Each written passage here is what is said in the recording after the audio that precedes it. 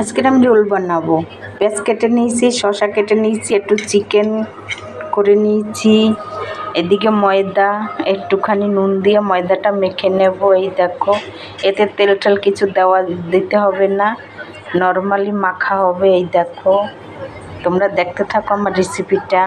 দেখো, ময়দাটাকে এরকমভাবে আমি লাগাই নিয়েছি, যেরকম বেশি শক্ত না বেশি নরম না, যেরকম তোমরা রুটি বানাবা এরকমই আমি নিয়েছি মেখে। এবার আমি 5 মিনিট আমি রেখে দেবো একে। এই দেখো, এদিকে আমি গ্যাসটা ধরাই দিচ্ছি,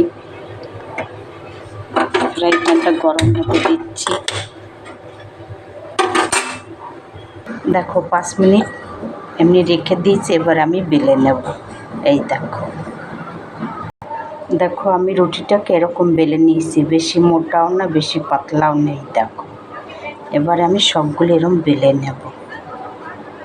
দেখো, আমি আগে এরকম একটু ভেজে নিচ্ছি। এই দেখো, হালকা করে একটু ভেজে নিচ্ছি, তারপরে আমি রোল বানাবো। এই দেখো আমি এটা দুটোই আমি এরকম ভেজে নিয়েছি।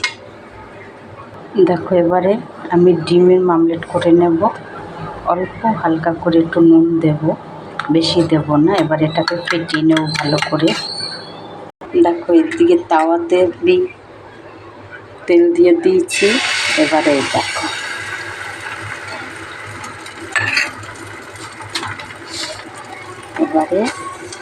এই দেখো ভালো করে ভেজে নেব। এবারে দেখো আমার রোল হয়ে গেছে। প্রথমে আমি শসা দিয়ে দিচ্ছি। এই দেখো,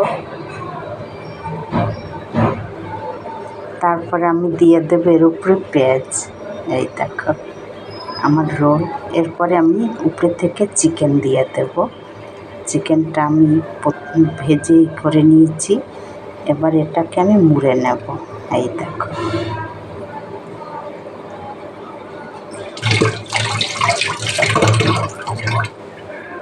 এবারে দেখো আমি উপর থেকে একটু সস দিয়ে দেবো, কেন নাহলে ভালো লাগবে না।